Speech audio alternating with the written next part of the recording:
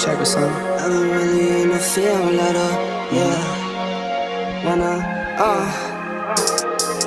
I've been really in the field, let her rush, I let her feel. Lately I just wanna run it up. Don't need no deals, I make the deal. Half a ticket to a meal. Lately I just wanna run it up. Yeah. Kinda check the song. Lately I just wanna run it up. Count that too, count it up, count it up. Lately I just wanna run it up. Need them ones, I need them fives, need them tens, I need that change. To the safe, got blues inside. Greens and pinks, it's all the same. I still save and roll my change. Take some losses when I play, charge it to the game.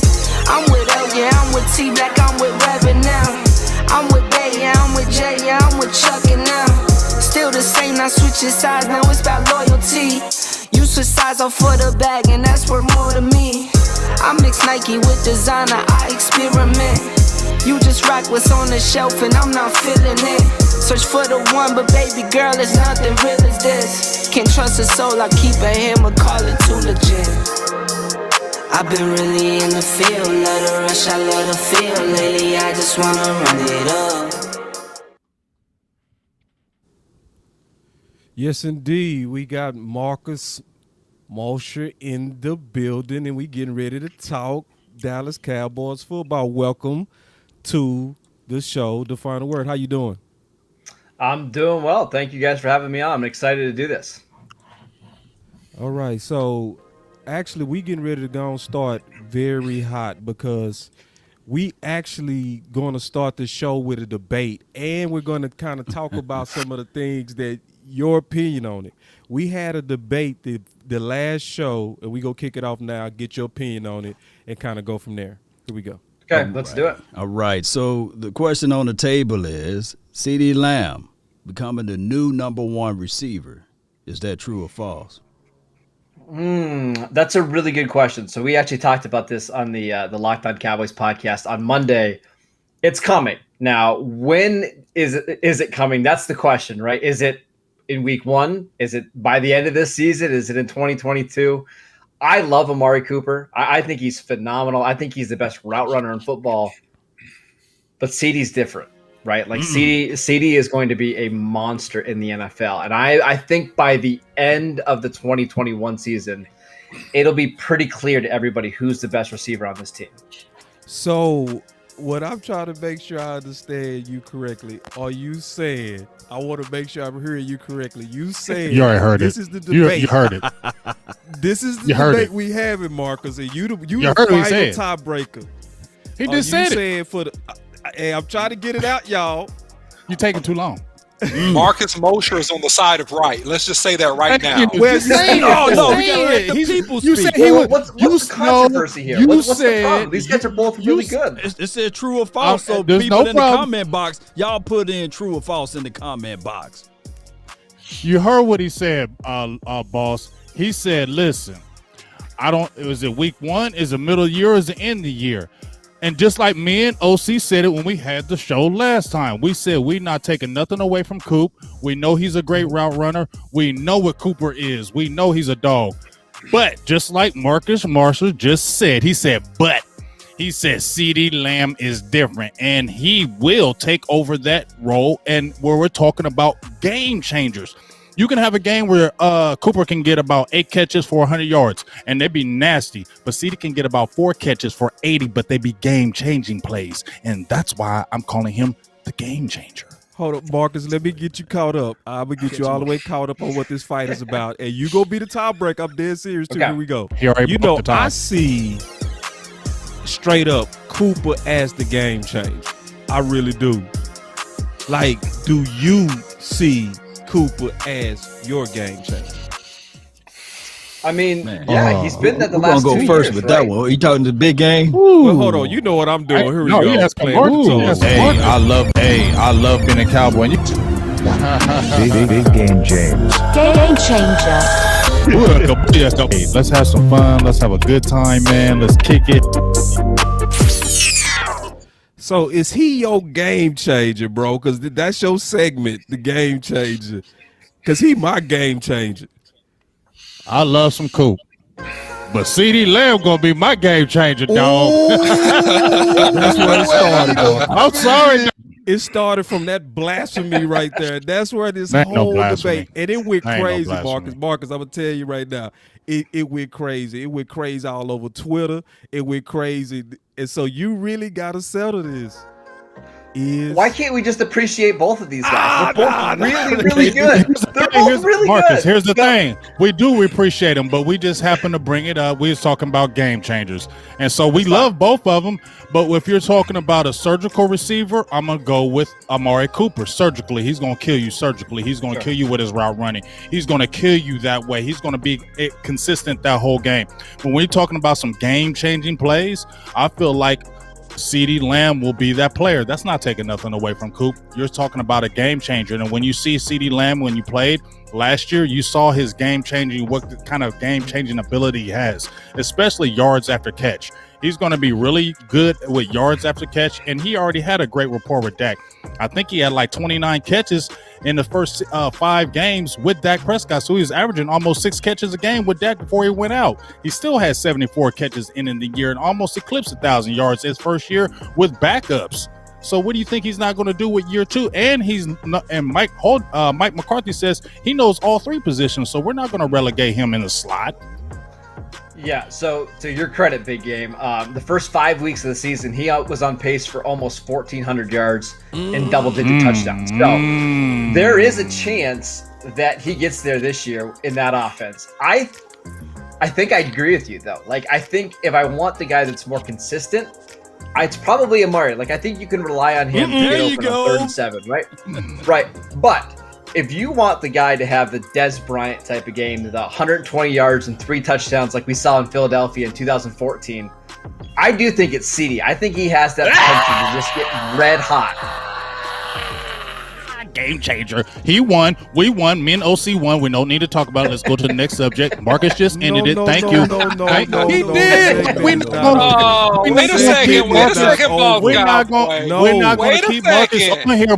Hey, boss. We're not going to keep Marcus on here for the last 30 minutes talking about it. He just answered it. He says CeeDee Lamb is dope, but game changer, that's CeeDee Lamb. But wait, let the man answer himself. Just excuse me right quick.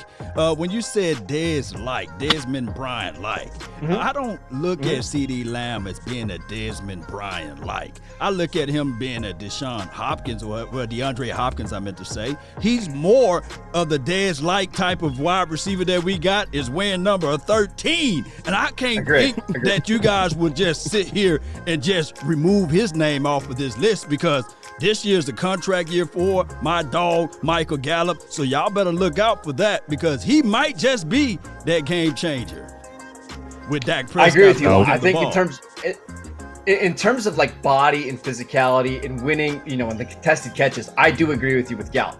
What I meant from CeeDee being Dez-like is in the biggest moments of the game, when you need somebody to score in the red zone or you need a big play, I think I trust CeeDee a little bit more than Amari or Gallup. That's what I meant by the Dez-like impact. Yeah, I feel what and you're I saying, think that's Marcus. fair. I do want to ask you a question, because we still in a major fight over game changer, and I just want to throw one more thing at you. What about, because in gymnastics, you're a sports guy. Degree of difficulty is very, very important to the final score. And we know Cooper is drawing the doubles and he's drawing the first team corner. So when you also add that weight of what's on Cooper, like, how can he not be the game changer? Because Marcus, I'm gonna tell you, I use your Excels to fight haters, okay? So I know about your breakdowns of how Cooper changed Dak back instantly. So can you talk about the degree of difficulty, please? So you might not like this answer, boss. I think of the 3 receivers, I think Gallup has the hardest job, because he a lot of times is the X receiver, and he's running the deepest routes of all 3. That's why he averaged almost 16 yards per reception last year, even with bad quarterback play. A lot of his targets are coming 15, 20 yards down the field, and those are just much harder routes and throws than a 7-yard slant. That's not to take away from Amari. It's just that I do think Gallup's role is the hardest on the team, and maybe that's why he doesn't get enough credit. And we talked about that a lot in the show, Marcus. I talked about in particular that Gallup operates primarily at the top of that route tree, right? He's running the 6s, the 7s, the 8s, and the 9 routes, right?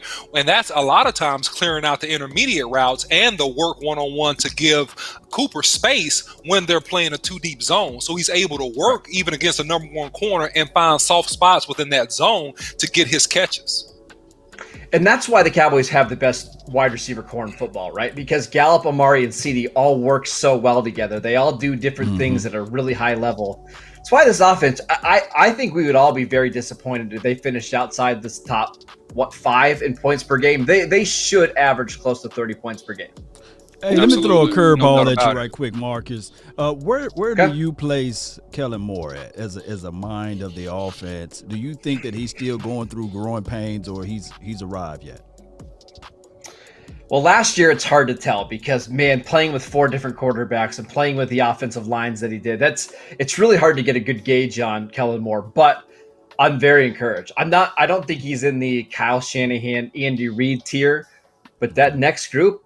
Absolutely. I love how aggressive he was on first downs. I love the play action rates that he uses, the pre-snap motion. I think we're about a year away from calling Kellen Moore one of the best offensive minds in football. Is he better than the offensive mind of the guy over there in Buffalo? I forgot. Ryan Daboll? Yeah. Oh, that's a good one. I think they're in the same tier. It probably just depends on the week that, the one you're picking. Now, I like Marcus. I do want to highlight some stuff from your show, okay? Because he has a fire podcast, Locked On Cowboys podcast. You have to go over there now, like, share, and subscribe. So, because we go play a couple of clips with the video, and we go talk about it. Man. Yeah, we gonna talk about this stuff because this is good stuff. Here we go. And Landon, fire. Love Landon. So here we go. Check this out. Sure. I don't think that's the plan for Parsons. I don't think the plan for Parsons is for him to be KJ Wright either. I think it's to be a kind of hybrid of both of those spots and deploy him. Well, and maybe it's just that we haven't seen this player in the NFL yet. Like, he might be like a unicorn, right? This might be just a new hybrid role of linebacker that hasn't existed in the NFL before this year. And that conversation was about Micah Parsons. So, Liz, I was listening to you, and you was getting me a little bit too excited. So one thing I don't do is I don't drink Kool-Aid. I don't, unless I measure it. I measure it. But that was a good point you raised. When have we ever seen a player like Parsons? I'm not sure that we have, and that doesn't mean that he's a perfect player because he's not. He's got flaws. I think he's pretty raw. I mean, he's really only played linebacker for two years. However, the traits and the skill set that he has is pretty rare. Like, we don't see 6'3", 245-pound linebackers that run in the 4.3s, that can rush off the edge, that can drop into coverage, and can make plays in space. I think he's pretty rare, and if he hits, oh boy, the Cowboys are going to have a special weapon on defense. Let me ask you this right quick, Marcus. I don't mean to jump in, but I just want to ask you this question. Once Micah Parsons got drafted, me and Boss have been talking back and forth. A lot of people are asking, would you be mad if you took Micah Parsons? We both agreed, like, no, we wouldn't be mad. We would definitely go with Micah Parsons if it was available. What I want to ask you is, as soon as he got drafted and I watched a lot of his tape and I just seen his personality and everything, I know this might be a reach. I know this might be crazy. But I just really feel that he could be the Dak Prescott of this defense, and that's what I said from A1 day one. I feel like he has the type of personality. I feel he has the athletic ability, and I feel like he has the football ability and the smarts to be able to do that. Am I jumping out there on a limb by myself saying he could be something like that for Dallas? No, I don't think you're crazy because by the accounts of a lot of really smart people, this is one of the best linebacker prospects that we've seen in the last decade. I mean, I think he's right there with Luke Kuechly in terms of a linebacker prospect. I'm not saying that he's going to be Kuechly, but he's pretty rare. And I do think he's got the leadership ability that you want. He's got the athleticism. And if it all clicks, yeah, I think that's a cornerstone of your defense that you could build around for the next 5 or 6 years. And one thing that I said, even on draft day, Marcus, about him is that the wild card factor that I love about him, besides the athleticism and the coverage and the speed sideline to sideline, is the ability to rush. I think that he's going to be a joker for the Dallas Cowboys in that 4-3 under defense, rushing from the outside and putting pressure and consistently being able to beat linebackers and tight ends and running backs that try to block him. So I think that that's going to be, a layer of distinction that really separates him from the pack in terms of his overall impact on that defense, in my opinion. I would agree. You don't see many off-the-ball linebackers rushing the quarterback on a high percentage of their snaps. And this is maybe the thing I'm looking forward to seeing the most at training camp in the preseason is where do they rush Parsons? Is it as a traditional defensive end in the 4-3? Is it, in blitz packages and on stunts? Because I think if that's the plan, is to put him in the A gaps and let him blitz, he could easily get 7 or 8 sacks as a rookie. That's not out of the equation at all. But I do have some concerns if they try to turn him into Bruce Irvin, because I don't think he's that type of player. I think he's better having him in space, letting him kind of just find the quarterback and not necessarily have a single gap to maintain. That's where you're going to find the best success for him. But what about the speed mismatch, right, on 4-3 speed? Because I played offensive tackle in college and a little bit professionally, and I played against, and I'll give you a name, and you might be your football guy, so you might remember this guy, Antoine Peak. He was a guy that played out of Cincinnati. He was a guy that ran a 4.5 40, and he scared me to death. Now, he didn't beat me for any sacks, but for me to get ready for him, Marcus, the only way I could simulate that was to have a backup defensive cornerback rush me off the football so I could get used to those first 2 steps. What do you think about that from an outside perspective, perhaps? Because I think that speed kills, and it's very, very hard to train, and his first 2 steps are explosive. And I think in the right scenarios, he could create some havoc even from that position. You're right. I mean, the speed off the edge is going to be really hard for offensive tackles to stop. Now, as he plays longer in the league, tackles will have an idea of how to stop him. Right? They'll get out of their stance quickly. They'll prepare for the speed rush. Where Parsons could really make an impact is if he can develop any kind of counter, whether that's an inside spin move, whether that's a little bit of a hump move, right? Because tackles are going to be so eager to get back in their steps that the inside is going to be wide open. We did see in high school, Parsons was pretty good as a pass rusher in that area. So that's why I am excited about the potential of him as a full-time pass rusher. Yeah. And what gets me excited about that, what you just said, Marcus, is when you said if he can have some counter moves. What gets me excited is that he's already been talking with D-Law. D-Law, they said that he reached out to him and said, "Hey, Rook, I didn't know you could rush the passer." He's like, "Yeah, I was DN in high school. Well, come over here with me and let's learn some stuff," because we know about D-Law and his hand fighting and how good he is with that. And you just said if he can learn some counter moves. Now, if he sits over there with DeMarcus Lawrence and gets with him and learns some counter moves, this kid can be an animal. I already said that he can get 5 sacks. Not saying easy, but he can definitely get 5 sacks. And I'm going to agree with you, Marcus. If they put him in position where they let him move around and just let him be free and let him just create havoc, I feel like you're going to see the best out of Micah Parsons in his rookie year. He should get 5 sacks just on athleticism and hustle alone. He really should, because he's just going to be so much more athletic than anything offenses are used to. So if he's on the field in passing situations, which I expect him to, he should have a pretty monster stat line as a rookie. Yes, sir. He's spitting the facts over there. And especially when you're talking about blitzing off the edge there, I think that even if it's off of Randy Gregory's side, if you pay attention to the tackles, they already widen out because they know for sure Gregory got that bend. He can get off to that edge. So, hey, offensive coordinators, they're going to have to think about number 11 out there on the field. So you're right. And I mean, if they keep Jalen out on the field as well, in their nickel packages, those are 2 guys that can really rush the passer really well. So if this is a defense that wants to be more aggressive and they want to be more multiple up front, Jalen and Parsons give you a lot of interesting looks. Who do you guys starting as your base on the linebackers? I think it'll probably be Micah Parsons at will and Jalen as the middle linebacker. I mean, your nickel is basically your base, but it's tough because I think Vander Esch is going to play a lot, right? I mean, he's gonna factor in, and Keanu Neal is obviously somebody the coaching staff loves. Yeah, I'll be honest. I don't know how Van Der Esch fits on this defense because I'm not sure what his best spot is. It's not middle linebacker because he just doesn't want to take on blocks. And I'm not sure he's fast or quick enough to play as the weak side linebacker. So that's the one guy that I can't figure out. So you think Cox is going to fight for that more plan? I think he'll be like the 4th or 5th linebacker this year. He'll probably play I don't know, 5 to 10% of the snaps, but he'll play a lot on special teams. I think they want to be cautious with Cox. Oh, wow. Y'all heard it first over here. Heard it first over here. Now, we got time for one more question to keep our promise to you. All right.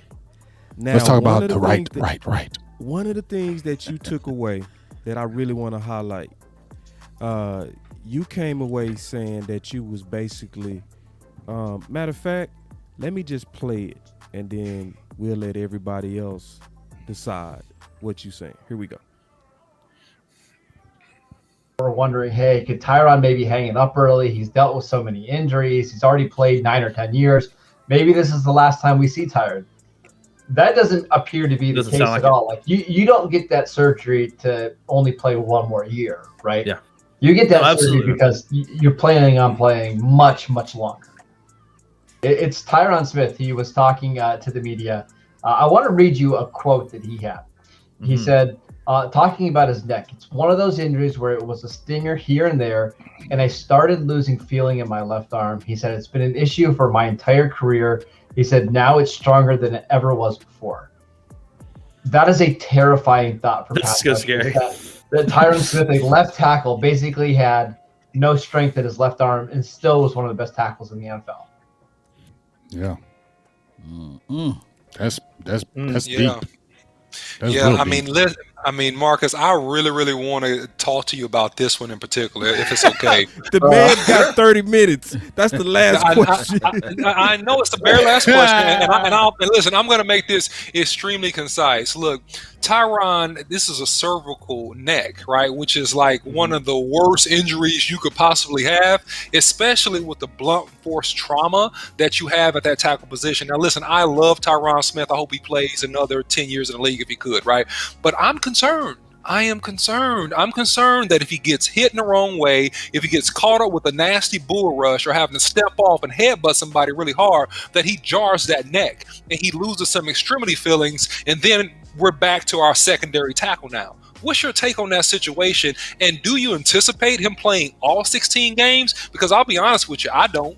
Do you see him making it through the season without any scars or blemishes? All right, so let's first talk about the injury. I think the concern about the neck and the spine is real, and that's why he got the surgery. I think there was parts of the 2019 and early parts of the 2020 season where the Cowboys were concerned if he takes the wrong hit, he could be done. It doesn't sound like they're concerned about it at all. Like the issue was fixed. There were times during the 2019 season where he couldn't really feel his hand at all, and he was still going out there and playing and dominating edge rushers. So the Cowboys feel really good about it. Tyron Smith said he's going to play until the wheels fall off. I don't anticipate him probably playing all 17 games, but if we could get 14, 15 games out of a healthy Tyron Smith, I would take that in a heartbeat. Yeah, me too. I agree. Agreed. 100%. I would too. Yep. A 40% Tyron Smith is better than a majority of the tackles in the NFL. Oh, so yeah, for sure. For real. Yeah. And what gets you excited, at least, when he says he's not trying to walk away. I think that's the thing that excites me about it, is that he says, I want to keep playing until I can't play no more. So I think that's the exciting part, because maybe you hear about players that they've been through those injuries and they're like, we'll see what happens. But from his mindset, hopefully that's the mindset where he's like, I don't care, I want to keep going. So hopefully that body holds up, because a healthy Tyron is a better team for Dallas. Well, look at like Anthony Costanzo, the left tackle for the Colts. Same draft class as Tyron Smith. He hung him up this offseason, right? Tyron, has had more injuries than Costanzo. So I think it was certainly fair for people to be worried about him potentially retiring. So for Tyron to basically come out and say, hey, I'm not planning on retiring anytime soon. I want to keep playing well into my 30s. I think Cowboy fans should be breathing a big sigh of relief there. That's the thing that I love before you have to get out of here, is that people didn't catch that you were saying that that's where you're bullish, that you're seeing that this man has been playing through that much pain his whole career and was that dominant, and now he fixed it. And what I was loving, it was, and I never even highlighted this or caught this, but his point was, what I was hearing you say is, if Tyron Smith is corrected and we get another 3 years or 4 years of at least 14, 15 games, that is epic for the Dallas Cowboys. Yeah, I mean, Tyron doesn't get that surgery if he's not planning on playing 5 or 6 more years, because, I mean, he said it in his quote, like, he could have played through the 2020 season and dealt with it and managed it, but he wanted to get it fixed so he could play better as he ages into his mid and late 30s. That's the biggest takeaway. And now that he's healthy, I think this might be the best Tyron that we've seen maybe since 2016. Oh my. Yeah. Wow. Hey, Marcus, is this his first surgery ever? Like, as far as the Yeah. NFL? I think it is, isn't it? He's had some other minor things, but nothing as serious as this. But listen, I'll be honest. When he got the surgery, I anticipated, from the people I was talking to, they were hoping that he would be ready to go by training camp. For him to be already on the field in OTAs and mini camps and basically doing everything, I think it tells you everything you need to know about where Tyron is right now. Yeah, dedication. For the nation. And Dak's back. You know, Dak, hey, one last thing. I'm going exactly. to jump off of this. Dak motivates you. And if you listen to a lot of the players, when they said they were, and you listen to Tyron Smith, let me just say this. Tyron Smith said himself, he was watching Dak in his rehab, and watching Dak in his rehab motivated him and motivated everybody else to stay on their job. If this dude is out there working, then I need to be out there working. And that's just a testament to Dak Prescott, how he raised the level of everybody else. You noticed at OTAs, nobody was missing, right? They were all there. Exactly. That's because of Dak, right? Like, if Dak is willing to fight back from this ankle injury, and he's going to be on practice, and he's going to be out there doing everything, you better believe that everybody else is going to need to be there as well. Yes, indeed. Good stuff. Well, man. Marcus, obviously, thank you for coming out. And I want everybody to make sure y'all support his podcast and support everything that's going on. He's a self-made guy. He's a guy that built from the trenches. So whenever you see somebody who made themselves basically from their gift, making room for them, you always want to kind of support them because they're in it for the passion. Do you have any final words? And definitely tell people where they can find you. Yeah, I mean, thank you guys so much for having me on. This is a blast. This is easily my favorite show right now on YouTube. So make sure you guys, you're already subscribing. You guys already know. Locked On Cowboys. Every day we do a podcast all season long. Make sure you guys check us out. Spotify, Apple Podcasts, YouTube, wherever you get your shows. All right, now. Thank you so much for coming out. And then we go do this again. Let's grow together. And let's talk Absolutely. football Thanks, together. fellas. Yeah, All appreciate right, Yes, now. absolutely. Hey, we Thank you, appreciate guys. you. Take it easy. All right, thank Have a you, good night. Marcus. Yeah, you saw Have a that good one. Vince Young jersey in the back, and you got that Michael Oh, Vick. no. Yeah, he like Yeah. ballers. He got the ballers. Yeah, he got them nice Ballers. jerseys. He Was got that- them was that balling Bush? jerseys. Was that Reggie Reggie? Bush. Reggie. Yeah, I just had Reggie. Reggie. Reggie was nasty in college, boy.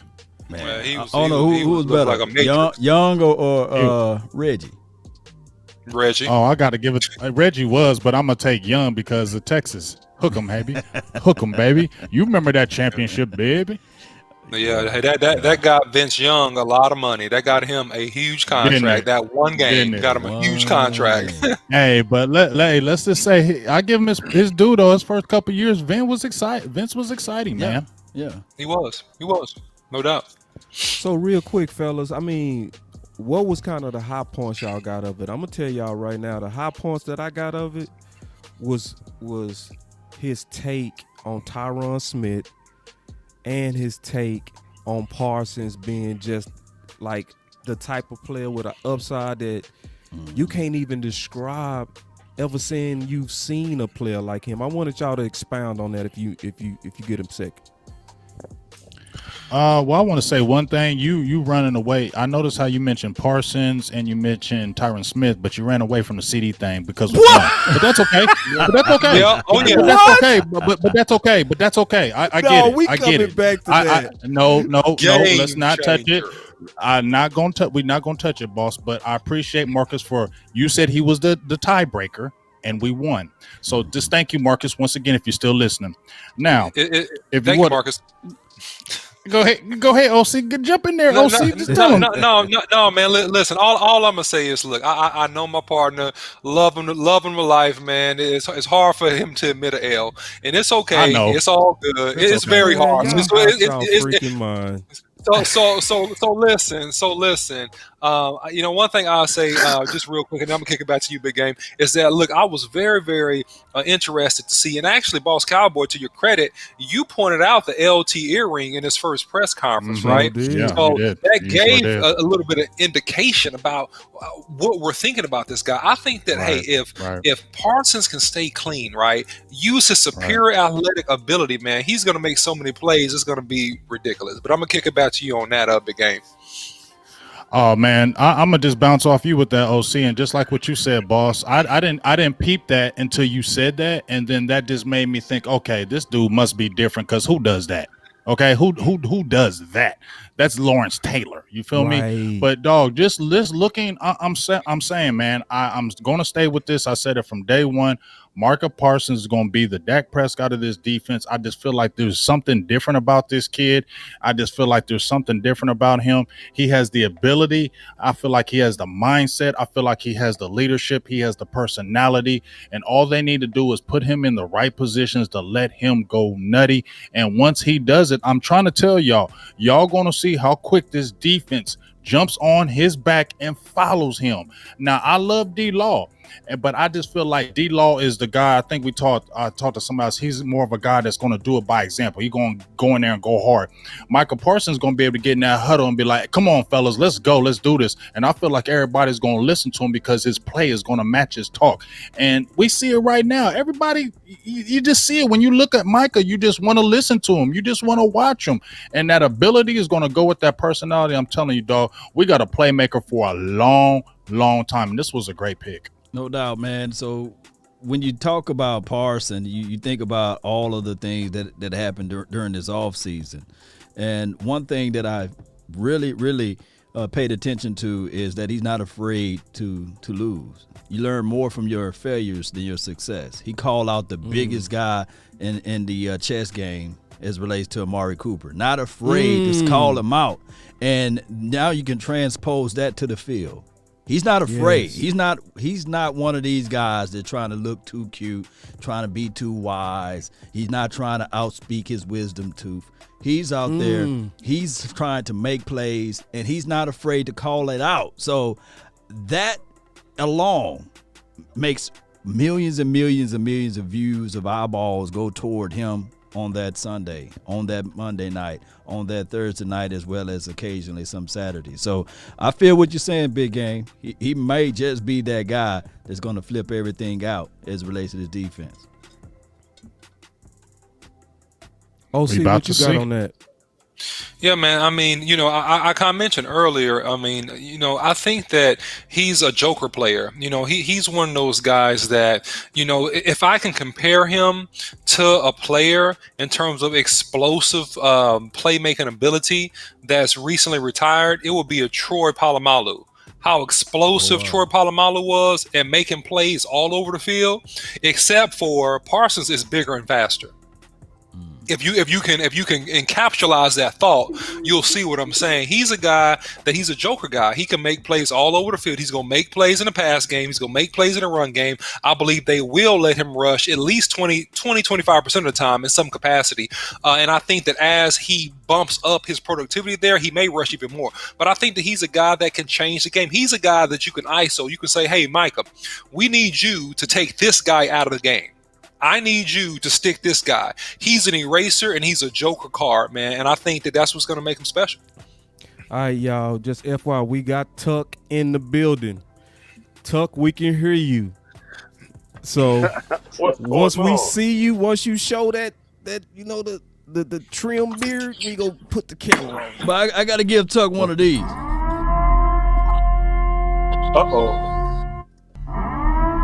Trench warfare.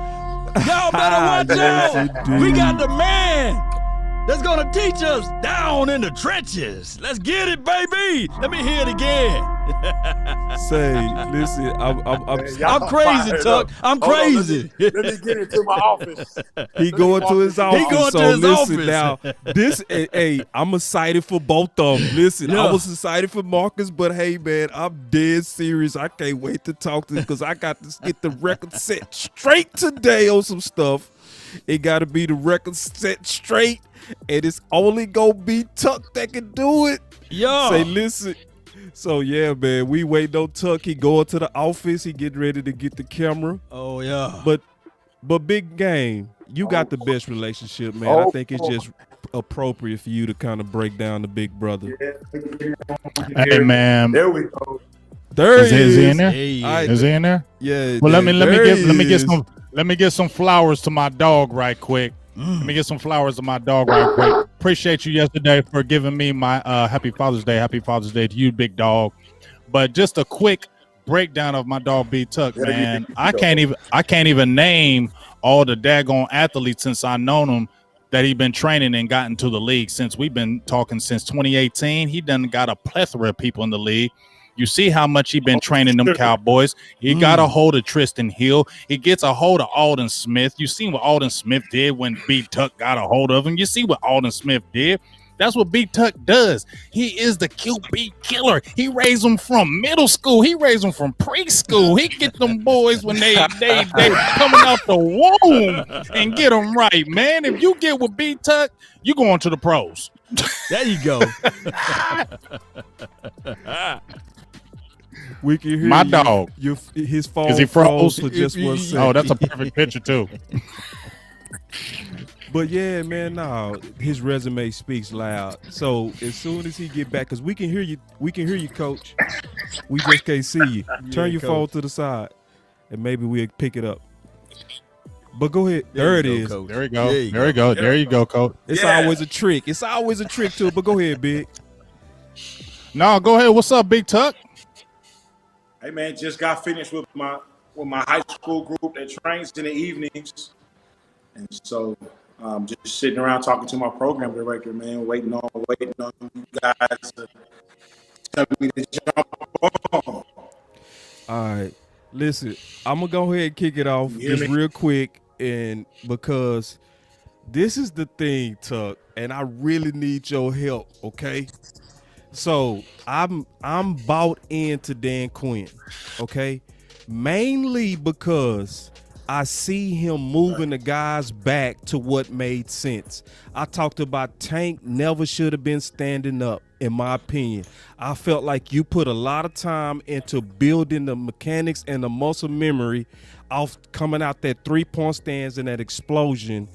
Am I tripping, or did that alone make us better? Because when I looked at his film, all of his best years was when he was coming from the 4-3 off that edge in the 3-point stance. Am I tripping?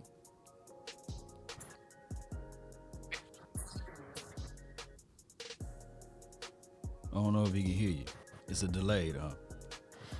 No, I think No, he was thinking. Oh, he was think thinking. you- Oh, okay, my bad, Coach. hitting the nail right on the head with What? that analogy, man. I think that's something that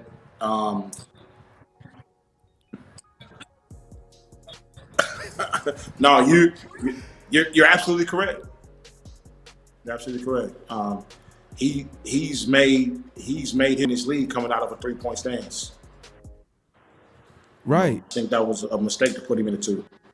It is that simple. And this is not no knock on Mike Nolan. It was just, to me. Can you hear me? Yeah, I can hear you fine. The issue is, just to me, is that's the guy you paid. That was the best guy on your D. So I'm just that. If I don't ask anything else, that was the one thing I wanted to get to, is to make sure that my thinking was right. Because from my breakdown, Tuck, if you have any ways to expound on this, I would love to see it. Because, I ran track and I came out the blocks. So I was analogizing the 3-point stance. It's not exactly the same, but the idea of it is the same, to where it's about that first step explosion. So And coming from that 4-3 defense and concentrating on that first step explosion, I was trying to see if you could expound on that, on how putting the guys in the right position alone is going to likely make us better.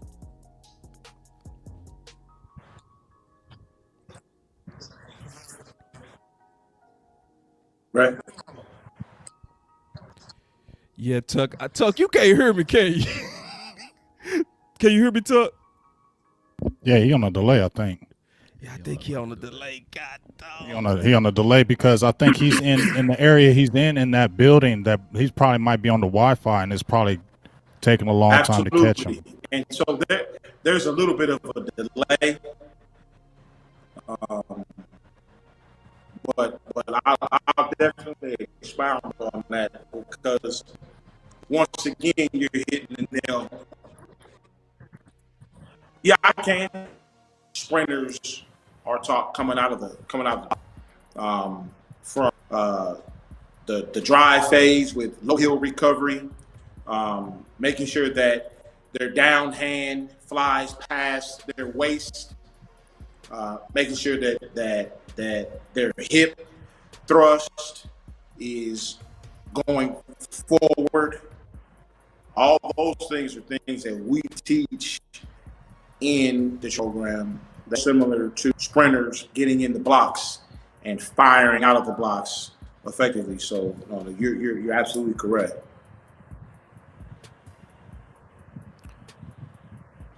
Yeah. So on the guys, did y'all have any questions for him? Because that was one of the. I got more, but since nobody asked you a question, I'm gonna ask you this. No, go ahead. I was just going to say because I was just going to jump in here because one of my players, and I know you ain't going to be saying nothing bad, but I want some truths on this, B. You actually had a player that I've questioned. I've not dogged him or nothing, but I just questioned how they were picking him when they picked him in the 3rd round. Was Chauncey Golston. You trained him for the combine and for the draft. I want your thoughts on Chauncey Golston. Do you think he's better outside or do you think he's better inside? So Chauncey is that versatile guy that can play both.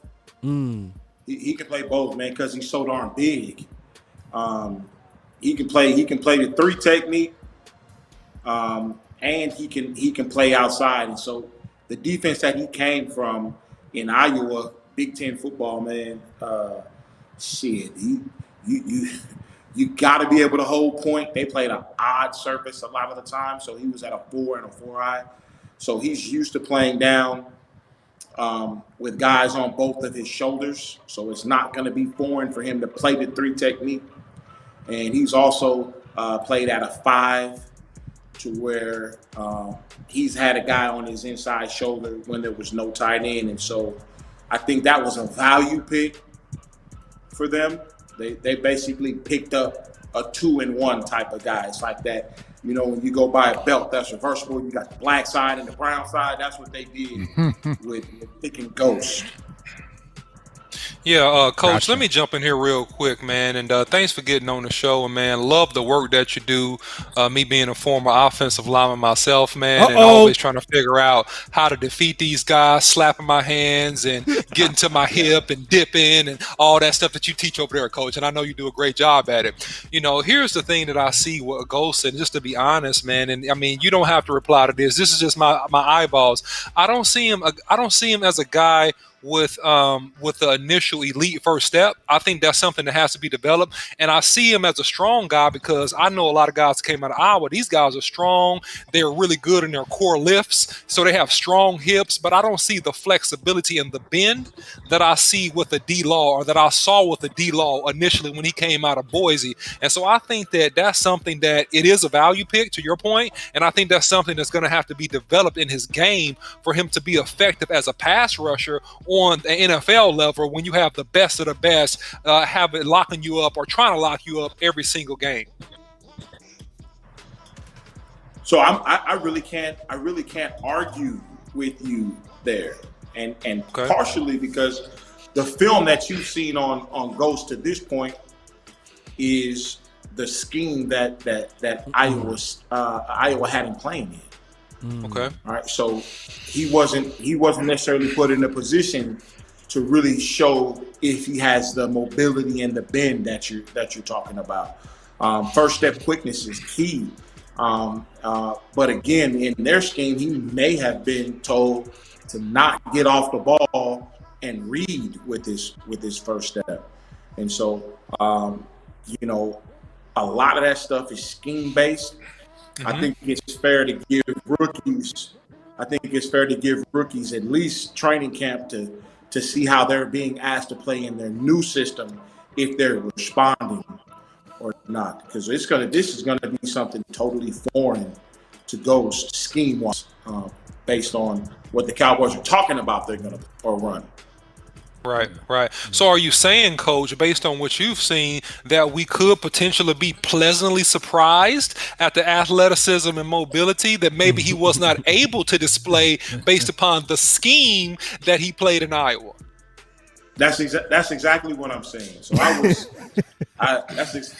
exactly what I'm saying. So Ghost is the guy that I had prior to the pre-draft process. So he's been with me for a couple years. So you'll be pleasantly surprised, depending on how they use him too. Now that's gonna have a lot to do with it as well, how they play him in Dallas. Yeah, Tuck. Yeah, so, and I don't want to. Yeah, go ahead. I don't want to skip past that real quick, and I got you, Law. I promise. Oh, you good. Because you know, I hear a lot, Big Brother Tuck. I hear a lot about the players suck. Right. I hear that a lot, and when I played Division I ball, and I know you played Division I ball, and first, I knew that sometimes it was the scheme we was in. Like it was too much. I called it chess, where you get the coach trying to be smarter than the athletes that's on the field, and they start putting them in the wrong positions. Can you expound on that? Absolutely, and let's just take you know, a player that's on the roster that was a rookie last year, in Neville Gallimore, right? Who was forced to play right away because of injuries to McCoy and to Hill, and you know, Neville's first couple games, it looked like, you know, he was kind of lost in space, but as the season progressed and he got used to the speed of the game and, you know, the tempo, the strength of the gun, you saw him start to come on in of the season. He put together 3 or 4 football games at the end of the season, and the maturation inside the program, inside that scheme that he wasn't used to playing when he was at Oklahoma. Okay. Oklahoma, he was asked to shoot and run through gaps.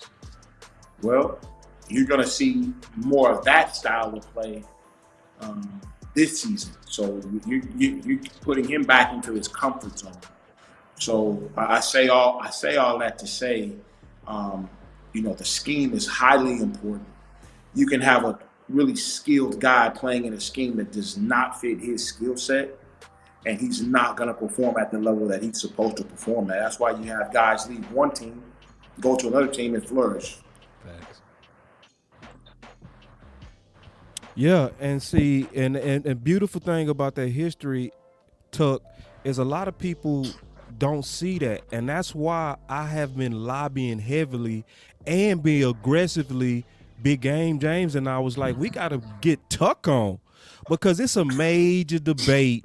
But when you get people, your resume is obvious. Like, anybody don't know his resume, just look him up, man. It's not. Listen, the man. It's like when your gift make room for you, you can't deny it. Let's just say how it is, right? So the man know what he doing.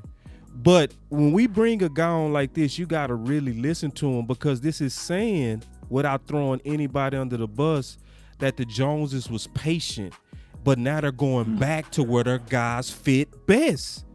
So I had a debate the other day, Tuck, on not drinking the Kool-Aid or drinking the Kool-Aid. I said I'm taking a sip, because I see them going back to common sense and schemes that fit our guys. Can you elaborate on that? I think you're right. Again, I mean, you're dead on. I mean, you got guys in that room who, you know, just not to be cliche-ish, but were born to rush the quarterback, man. And so let those guys rush quarterback, and then, you know, the guys that were built to tackle running backs, let them tackle running backs. I think the last 2 years, or especially this past year, we had a situation where we were trying to get barking dogs to bite. You know, let a barking dog bark, man. Yeah. You know, if a barking dog barks, let him bark. You know, a biting dog, let him bite. Don't get a barking dog to try to bite, man. You're not gonna have any success doing that. Lo, I cut you off at first. There it is. Yeah, that's a big dog right there. Yes. Hey, in that 3-tech, we got a loaded room. You got Osa, you got your guy Ghost, you got Gallup, you got Tristan Hill that's going to be fighting for his life. He going to have to show up this training camp. He going to have to show up. So where do you see his progression as far as this year? Because he came along last season until he got hurt. So how do you think he's going to fight those other guys? Is he the barking dog with teeth that's going to bite, or he's the Chihuahua? He's definitely not a Chihuahua, man. Right. He's definitely not a Chihuahua. I think Tristan Hill is a perfect example to talk about going from one staff, one scheme to the next. Hell, Tristan was, you know, under the Marinelli regime, you know, put him out on the curb on Wednesday morning, right? Pick him up, right? Trash. That's how they looked at it. Right. And then he gets a fresh start. A fresh start last year, and shit, he was starting. Yep, he was. Yeah. And was flashing and playing well until the injury, right? And so, you know, hopefully he's, you know, gonna be back. I mean, I would hope that the Cowboys would bring him along slowly, coming off the injury, and not rushing him back out there, especially when you talk about having the type of depth that they have in the room. I hope they allow Tristan as much time as he needs to come back and be 100% from that injury. With Ghost, do you allow Ghost to, go ahead, my bad, fam, go ahead. No, go ahead, Law. I'll say my thought. I was going to just say, looking at the scouting report on Ghost, and I looked at some of his tape, he does a great job with his hand technique, and you need to work on his disengagement because he kind of play with that high pad level, so you got to get a little bit lower, and they got him as a tweener. So I do know that you spoke heavily on the scheme there.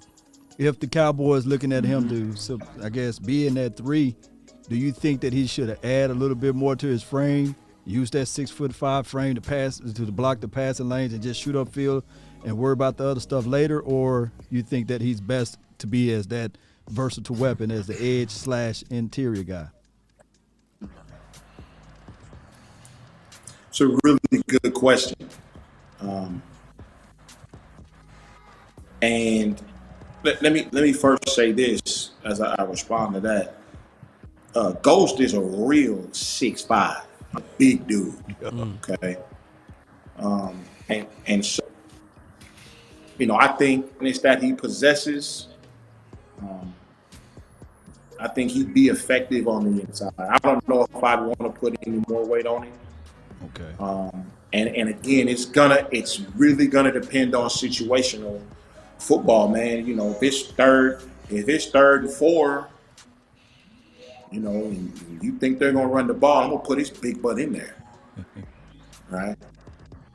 And then, you know, situation 3rd and 8, you know they're gonna pass it. I don't think you're gonna just it be an emergency situation to get him off the field. I think he can rush well enough from the inside and the outside to keep him on the field at that point. But again, you know, we're all going to be watching training camp very, very closely to see how they utilize him, right? Because he doesn't look like anybody else in the room. 6'5". I mean, there's no one else in the room that looks like him. So I'm interested to see how they utilize him myself.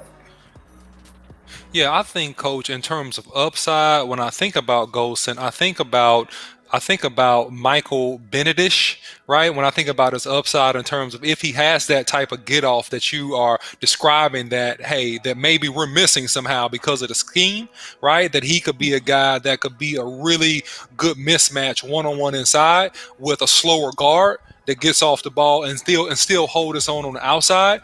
But here's something else I want to go back to a thought, because we talked about Tristan Hill. Like, I think Tristan Hill is raw, right? I think that he still has some nuances that he has to work out. He was starting, but I think that somebody, coach, and again, you don't have to speak to this. This is just, podcasters saying their thoughts. Somebody, coach, is go get the short end of that stick, coach, because, I mean, come on now. We got Basham in there. We got Law. We drafted Golston. We got Osa. We got, we got all these guys in there, right? And so one of those guys are go kind of be on the outside looking in. And again, to your point about camp, I'll be interested to see what happens.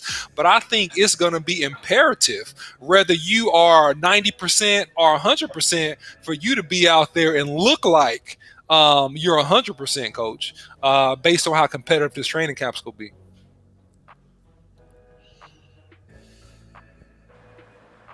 I mean, I agree. Somebody is going to get the short end of the stick. That's for sure. It's a numbers game. So right. Somebody's not going to be in that room when the season starts.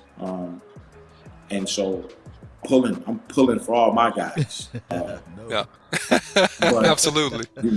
So somebody's going to be on the outside looking in. That's for darn sure. Tuck. Yeah. What's your gut feeling on Dallas defense, especially the trenches? I'm just talking about trenches, not the back end. From the moves, the realignments, the working with the guys behind the scenes. Nobody closer than you, Tuck. Nobody got a better feeling than you, Tuck. Nobody able to smell those guys' breath but you, Tuck. So we go all get quiet and we go listen. What's your gut feeling from training with these guys? So I am forever optimist, man. Always optimistic. The glass is half full around here, right? So I look at what they did, the move that they made. You would think on paper that they're gonna have a really good defensive line again this season. I mean, last season we thought the same thing before injury. The injury bug struck pretty hard. It did. But based on what they have right now, you can't help but be excited. You can't help but be excited. The only other defensive line that I think top to bottom is better than Dallas's on paper is Tampa's. All right, so people don't argue with me. Oh man, Kansas City, man. Listen, Tampa and then Dallas, in my opinion, my humble opinion. Yeah, and then my question also, I'm gonna kind of go into a question I'm hoping that but I'm super excited about Parsons. When I saw that Tank was looking at his pass rush moves and was like, and I know Tank was working with you or working with you. You know what I mean? And Tank was at his best working with you. We all know that. We all know Tank best years when he was working with you, Tuck. We know that. Those of us who've been keeping up, Big Game James been keeping up with you for a minute. I did one show with you with West Coast, but we all peeped what got those guys on that level. So to hear Tank co-signing that 4.3 speed and that athleticism, also with the pass rush moves, like, what's your thoughts on his contribution, especially with them looking at him running a 4.3 under where he go likely play the Sam, using them as a rusher, a stand-up rusher? I want to get your thoughts on that because I'm very bullish on that, but I want to make sure I'm not over drinking Kool-Aid. Nah, you drinking that good 2-pack, a whole cup and a half of sugar Kool-Aid right there, baby, because I'm gonna drink it with you. I've heard the same thing about his pass rush ability, and I'm talking about guys astonished by it. Like, hey man, this dude can rush. Astonished? He can really rush.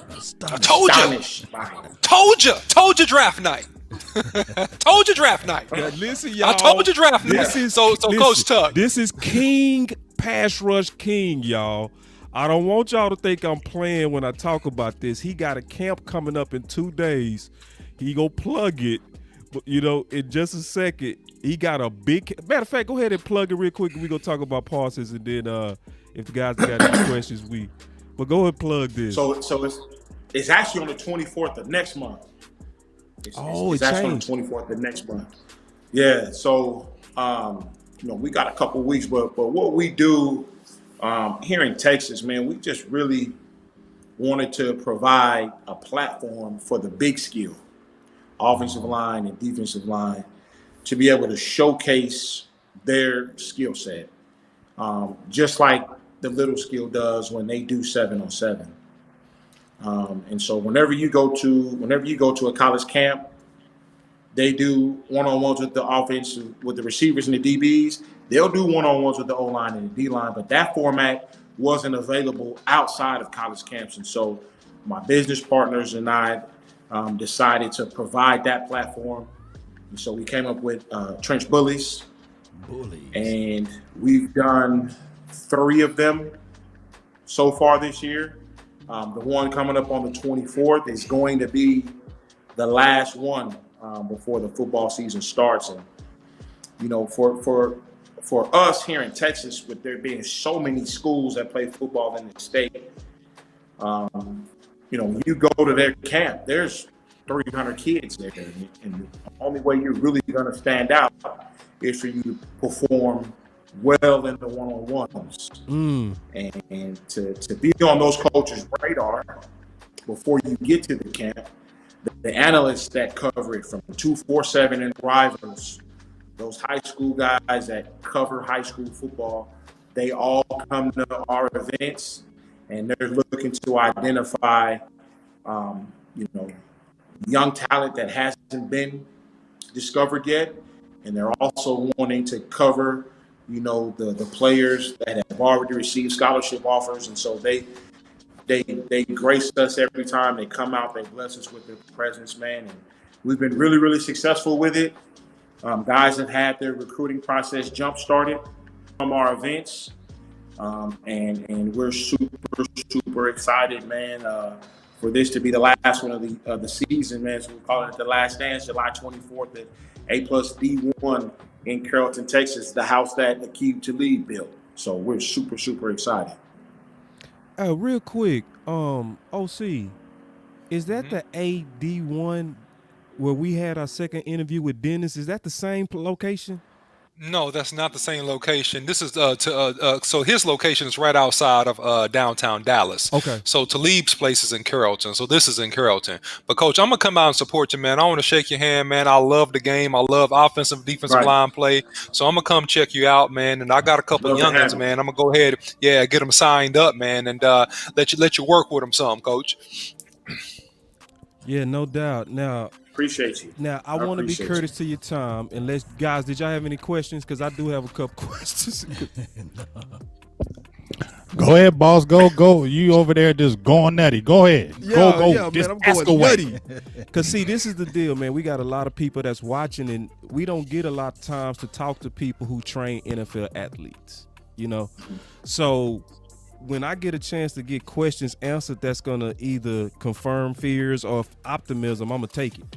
So one of the things that I'm been concerned about was just the strength of Connor Williams. So when I watch him, and I did breakdowns every week of the games that was up and coming, I always highlight the matchup. Like what matchup might get our guy. And every time it was a serious defensive tackle or one that was sitting on top of him, he lost that on a bull rush. Like we brought on strength coaches. In my opinion, I said he need to strengthen his anchor and he need to strengthen his chest. What, from you looking at it with seasoned eyes, what would you say could actually help Connor Williams' game? Yeah. So I think he's already addressed it. I think you talked about it already. It was his upper body strength. And so he's going into year 3. Is that correct? 4 right now, right? No, he's year 4. This contract year. Contract. But he improved Okay. every year. So- I looked at that. Go ahead. So when Connor came in the league, he was what we call over-skilled and underpowered. Okay? So he wasn't a balanced football player when he came in. You've got guys that are on the contrary, overpowered and underskilled, right? And so they don't get exposed as quickly as guys that are underpowered and overskilled. And I think Connor has done a really good job, and the staff of the Cowboys, especially the strength and conditioning staff, has done a really good job not only putting the right type of weight on him, but getting him stronger. That offensive line group as a unit is strong, and so he really had no choice but to get in there and push that iron around to kind of make sure that he's on the same level as they are. But I still look at him as you play spade, right? You play spade, and you got that big joke in your hand. And every time I see Connor, this is what they do. They wait until like the late fourth quarter. And they say, man, I know I can at least get me one book out of him. And that's when they do that power rush and they get to the quarterback. They just do it all the time. They say, man, I got me. It's once a game, they at least get that bull rush and get that pressure and move the quarterback out, or they get that sack. So you mean to tell me that this year, hopefully, he can at least get some of that strength and stop that? Yeah, man, there's tremendous pressure on that offensive line this year, right? Because you've got a perfectly repaired $100 million man back there. Right. Listen, they're gonna do everything they can to protect him. All right. Right? So, tremendous pressure on the offensive line this year.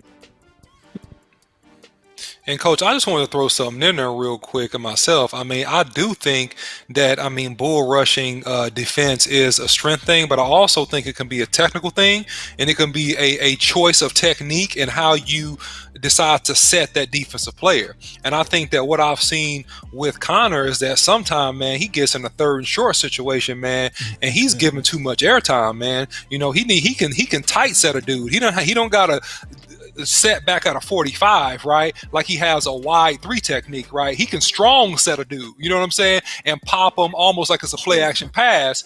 And then he can actually mitigate some of that power. And even if he is weaker, he can at least sit down and try to wrestle and let the ball get out versus being up and getting carried all the way straight back to the quarterback. And those are the nasty plays that everybody see. And they just say, oh, you're so weak. But at the same time, there is also a misjudgment to me when I look at his game in terms of the sets he chooses against who and when, because the advantage you have as an offensive lineman is that you know the play. They don't. So anyway, Coach, I just wanted to get your feedback on that. Man, great stuff, man. So, that's really fantastic. And I spent a tremendous amount of time with offensive line guys for that very reason. As a defensive lineman, we dictate to the offensive line how they take their sets based on our alignment. Okay, and so as far as Connor being able to quick set guys, if he sets them in that quick set, he's going to give up the inside, and so that's a cardinal sin. Right? Yes. And so blasphemy. Without knowing exactly what the protection was on every single snap, it's tough to critique. And I've said that before. Yeah. But from an overall standpoint, you're right. He needs to know. He should know at this point how to set a guy based on the play that he's been given. Right. And then the type of player that he has in front of him from film study. Right. Okay. And so, when we look at film from a defensive perspective, we always go from the ground up. We're looking for indicators. We want to pre-snap be able to read what the play is on down situation, how the offensive lineman has his feet, where what personnel group they're in. You take all those things into consideration, and the offense does the same thing. And just to give a really, really clear illustration of that is when the Cowboys played the Rams in the NFC Championship game, and the Rams' offensive line was able to pick up on their stunts, their twists, and their games because they were changing up their stance. So they go from a neutral stance to a stagger, either an outside stagger or an inside stagger, depending on which way they're going to run their stunt. So those are indicators, and they were able to pick those. They were able to pick those stunts and games up and really punish the Cowboys in that game. And so that's where film study comes in. Hopefully Connor is dedicated in the film room. Hopefully he has the guys around him that can, help him, break down and evaluate his opponents, clip by clip, and understand who he has in front of him. Because if he has a guy that's going to bull rush in front of him, hey, man, you better get ready for that load. Right. Because realistically, man, it takes zero talent to bull rush. Exactly. That's just all effort. Anybody come out the stands and run down the middle of a guy. Ooh. Right. Get him. That's all effort I want to. And coach, not to belabor this, but that's my point about this whole situation is that, hey man, you can attack a defensive lineman. I mean, I know that a defensive lineman has different angles in terms of how they're going to attack, but as an offensive lineman, you can have different attack points on the chest plate or the shoulder plate of that defender, right, to try to help yourself in that pass rush situation. And the issue that I've had that I hope gets a whole lot better when you talk about a Connor Williams in particular is that if they're sliding the protection to the left, right, they're slide left, I don't have an issue with you quick setting the guy because you got somebody covering the inside. You got that center coming for you already. So if he jumps on the inside, he's folding right into the center, right? In that scenario, go ahead and do what you got to do. So anyway, that's just my little feedback, and I think that those things will probably help the Cowboys and the offensive line moving forward. Yeah. I mean, it might. But if you got that big fella getting bull rushed, that 9 out of 10 sending somebody behind you. Yeah. Hey, that's why I said if Connor Williams had long real arms, quick that's outside of football. He trains more than NFL guys. Yeah, I want to make that clear because some people will think that you can't help this man because he helping us with all kind of information on his time just out of the love for Big Game James and the final word. So I just want to let y'all know if y'all have anybody in the Dallas area that want to train, he even trained kids. His first passion, and actually he got his start in the business from training the kids first. So all the Talibs, all the beautiful building, all the facilities, all the networks, all the traveling, all the money started from kids. So keep in mind, you can refer people at a very young age that can get top training from one of the best in the country. Facts. So I just wanted to say that for the DFW area, and if anybody know anybody that need work in them trenches, it ain't nobody better. Big. Ain't nobody. I appreciate you. And it does. It starts my with my dog you, Tuck. man. He already know. I'm with you. Yeah, man. I didn't mean to cut you off, Tuck. I just want to tell you you're a beast. No, you're good. Man, I appreciate you, man. And it started with the youth players, man. Football, to be able to train guys from as young as they can pay attention into the highest level, man, it's a tremendous blessing for me. I'm blessed to be in this space.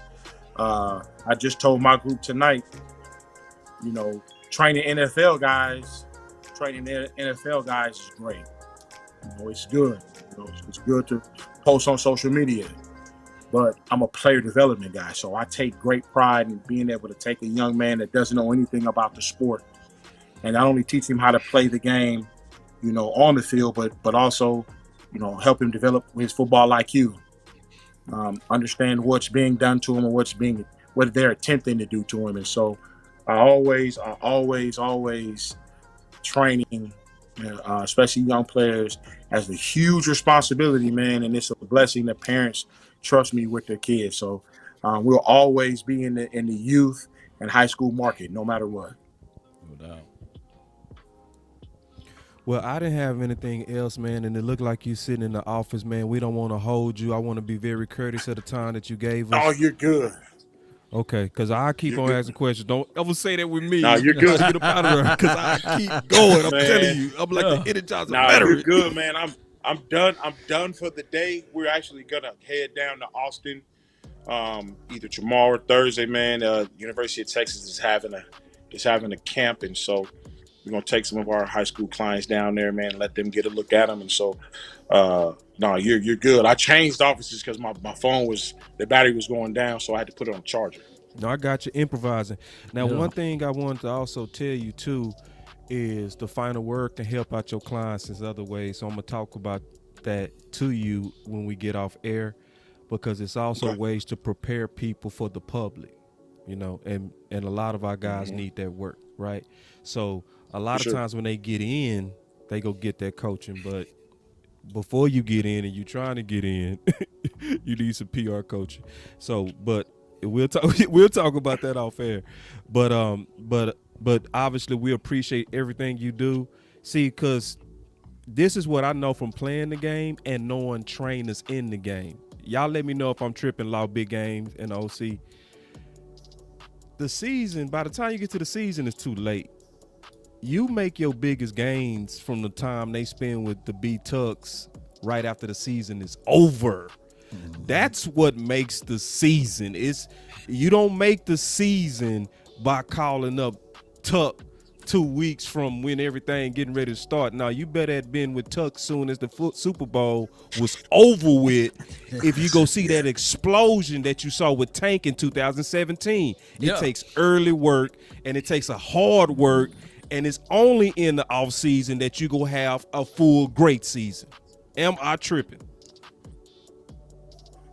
Nah, listen. The NFL, you have about four weeks where you can just not do anything, right?